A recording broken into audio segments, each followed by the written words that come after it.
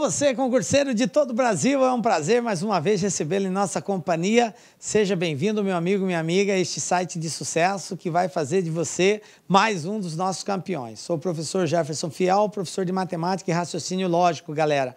E na aula de hoje, dando sequência ao estudo de conjuntos, galera, vamos falar agora sobre os conjuntos numéricos. Nós precisamos saber quais são os conjuntos numéricos, como que um conjunto deixa de ser conjunto ao estar dentro do outro, ok?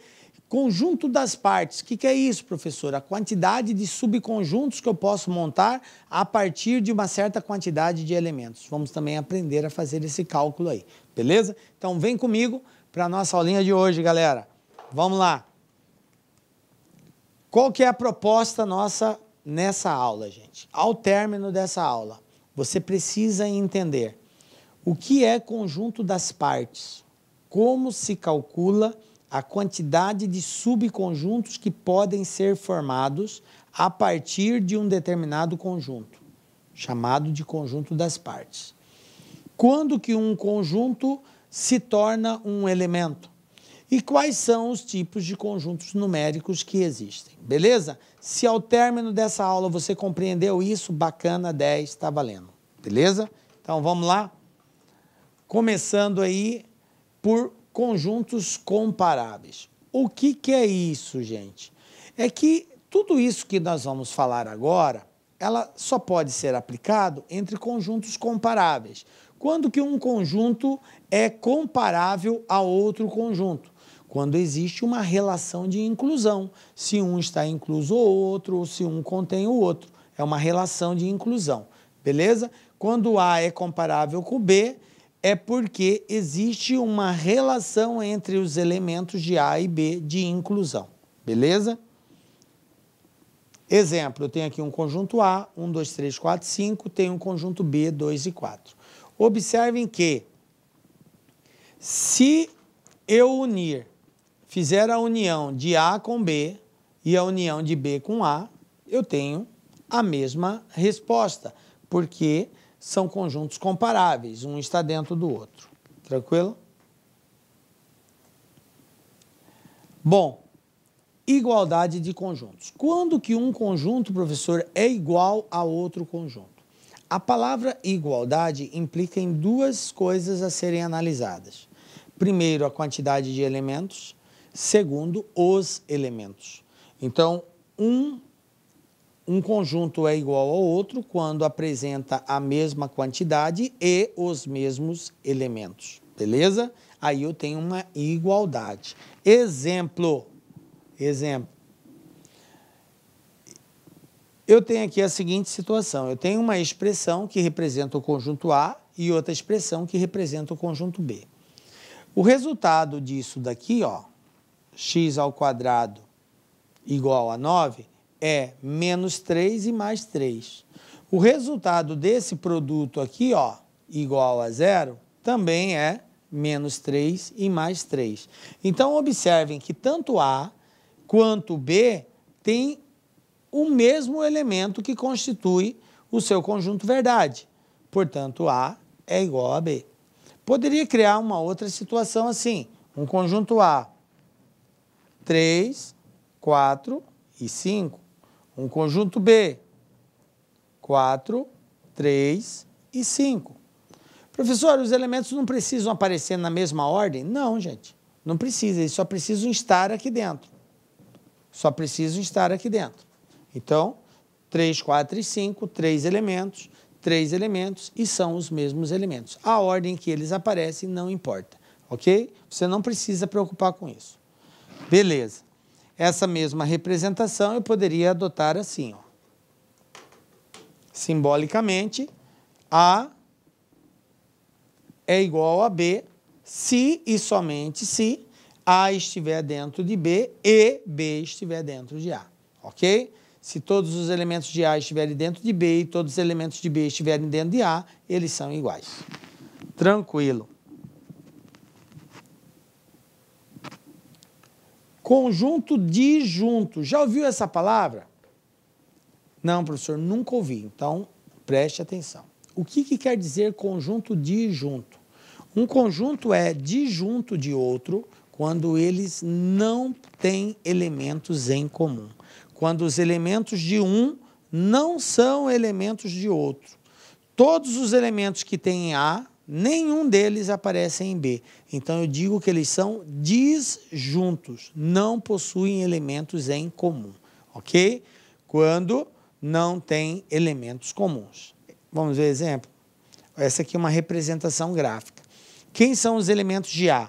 1, 3, 5, 7, 9. Quem são os elementos de B? 2, 4, 6 e 8. Então, são disjuntos? São. Os elementos de A é só de A, de B é só de B. Não tem elementos comuns. Beleza? Conjunto de conjunto. Isso aqui é interessante porque às vezes buga a cabeça do aluno. Lembram das relações de pertinência que eu falei para vocês? O símbolo de pertence, não pertence, só pode ser usado quando eu comparo um elemento com um conjunto? Sim. Mas, professor, tem situação em que o conjunto deixa de ser conjunto e é um elemento? Sim.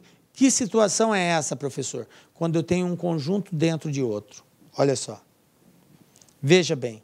Vocês lembram que na nossa primeira aula de conjunto, nós definimos que um conjunto ele tem que ser envolvido por chaves, parênteses ou colchetes?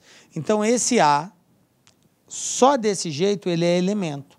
Mas se eu coloco uma chaves envolvendo ele, ele passa a ser um conjunto unitário. Ah, beleza, ele é um conjunto unitário. Mas observe que esse conjunto unitário está dentro de um outro conjunto que eu chamei de F.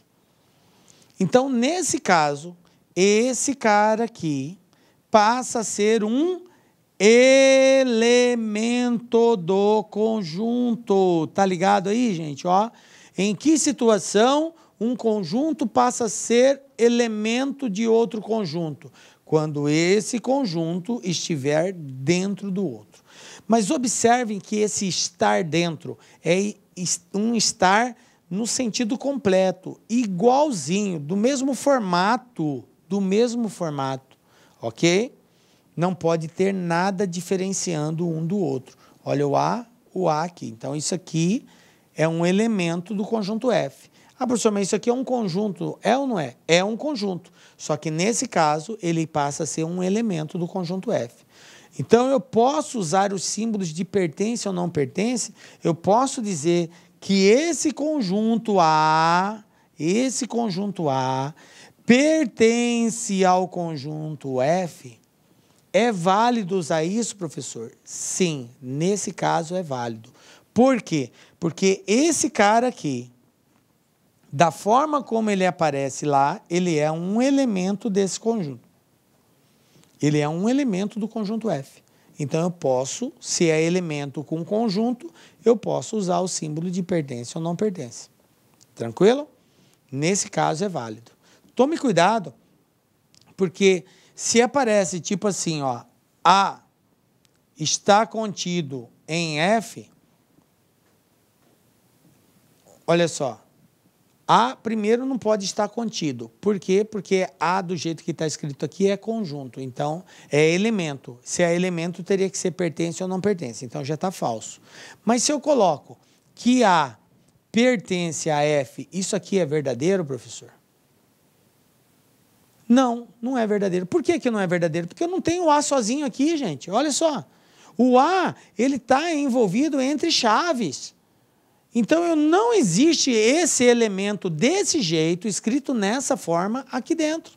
O que existe é o A envolvido por chaves, mas o A sem estar envolvido não existe. Então, isso aqui é falso também, não é válido. Tranquilo?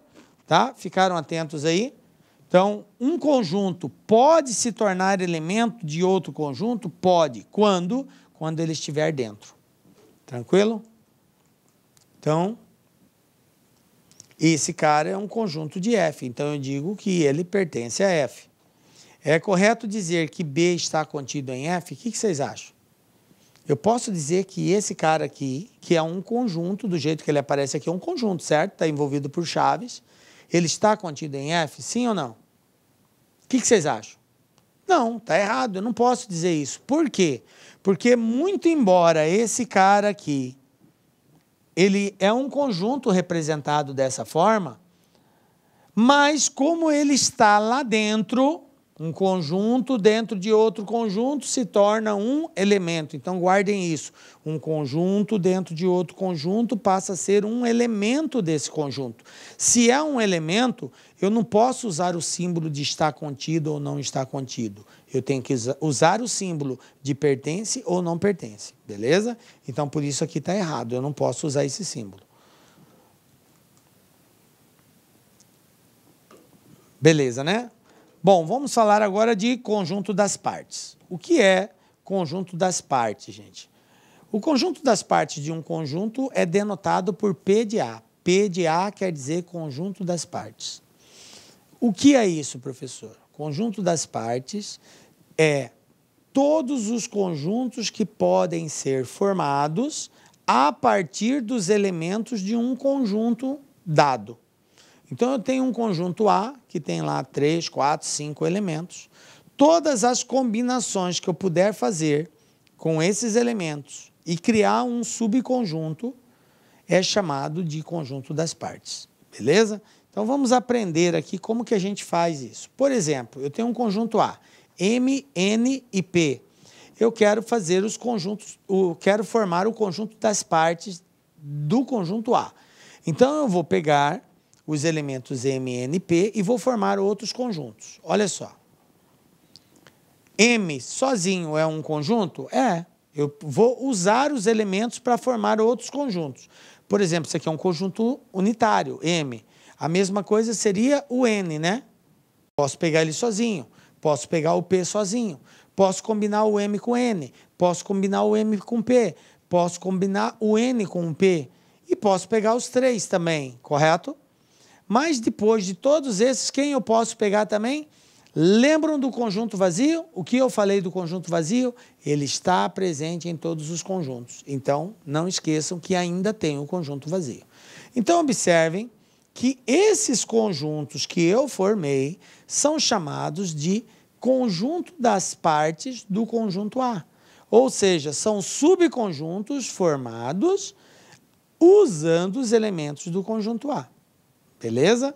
Bom, então está aqui todos os elementos. Tranquilo. O que é importante nós sabermos aqui? Montar os subconjuntos? Não, gente. Nenhuma banca vai pedir para você montar os subconjuntos. O que as bancas geralmente pedem é para você indicar a quantidade de subconjuntos que pode ser formados. Beleza. Então, como que eu descubro isso? Fazendo e contando, professor? Não.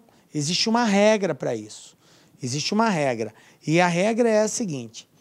Você verifica quantos elementos tem o conjunto, no caso aqui 3, e a gente vai usar a seguinte regrinha. Olha só, ó. Olha aqui, ó. 2 elevado a n. Professor, isso aí é tipo uma formulazinha? É. Toda vez que eu quiser encontrar o número de subconjuntos formados ou o número de conjunto das partes, basta eu usar essa regra. 2 elevado a n, onde n é a quantidade de elementos presentes no conjunto. Então, vamos pegar um exemplo aqui. Eu tenho um conjunto B. Ele fala aqui, x tal que x é um número par, tal que x é maior que 5 e menor que 15. Maior que 5, menor que 15, quem são os elementos? Maior que 5, 6, 8, 10, 12, 14. Ou seja, tem os 5 elementos. Maior que 5, menor que 15, tem que ser par. Então, eu tenho aqueles elementos. Então, como que seria a quantidade de subconjuntos que eu consigo formar? Vou usar a regra aqui, ó. Então, vai ficar bem assim, ó. Como x está entre 5 e 15, então eu já descobri que os elementos são 6, 8, 10, 12, 14. Portanto, 5 elementos. De acordo com a regra, vai... Olá, meus amigos, minhas amigas, sou o professor Luiz Antônio Carvalho, com muito prazer, muita satisfação, estou aqui para fazer um convite muito especial para você que quer estudar com antecedência, com planejamento, com foco para o concurso da Prefeitura Municipal de Cuiabá. Você acabou de assistir um vídeo demonstrativo, não é nem uma aula completa, para você conhecer os nossos professores, os nossos mestres aqui da Lá Concursos. Eu digo para você o seguinte, nós aqui da Lá Concursos, nós estamos fazendo um super curso pré-edital para a Secretaria Municipal de Educação de Cuiabá. Concurso esse autorizado, concurso esse que, segundo o prefeito, deve ser publicado o edital ainda no primeiro semestre de 2019. Claro que isso pode se antecipar um pouquinho, atrasar um pouquinho, mais importante que o concurso vai sair. Este nosso curso pré-edital custa apenas 10 parcelas de R$20, é isso mesmo, R$200. Professor, presta, é bom? Cara, testa, vai lá, experimenta que você vai ficar fã de carteirinha da Lá Concursos, né? Prazo de acesso 120 dias. Nesse prazo de acesso, eu quero falar para vocês o seguinte, né? Este curso é um pré-edital básico, que a gente tentou aí montar uma estrutura para atender tanto os cargos de nível médio quanto nível superior. Quando o edital for publicado, né, nesse período aí, se você tiver prazo de acesso válido, você vai ter condições de fazer o seguinte, o upgrade da sua assinatura. A gente vai estar ajustando a custo zero para vocês, claro, dentro da nossa matriz curricular. Professor, depois dos 120 dias, o negócio enrolou. Aí é o seguinte, aí você tem direito a 50% de desconto na renovação da sua matrícula por mais 120 dias. Bacana? Então espero vocês aqui na Lá Concursos, pode ter certeza absoluta. Nós fizemos aí uma campanha aí de sucesso em 2017 na SEDUC. Nós tivemos alunos aprovados dentro do número de vagas. Quase 1.200 alunos aprovados no concurso da SEDUC 2017. Classificado foram milhares de alunos aí. Tudo bem, meus amigos? Um forte abraço, fique com Deus. Espero vocês aqui na Lá Concursos. Tchau, fui!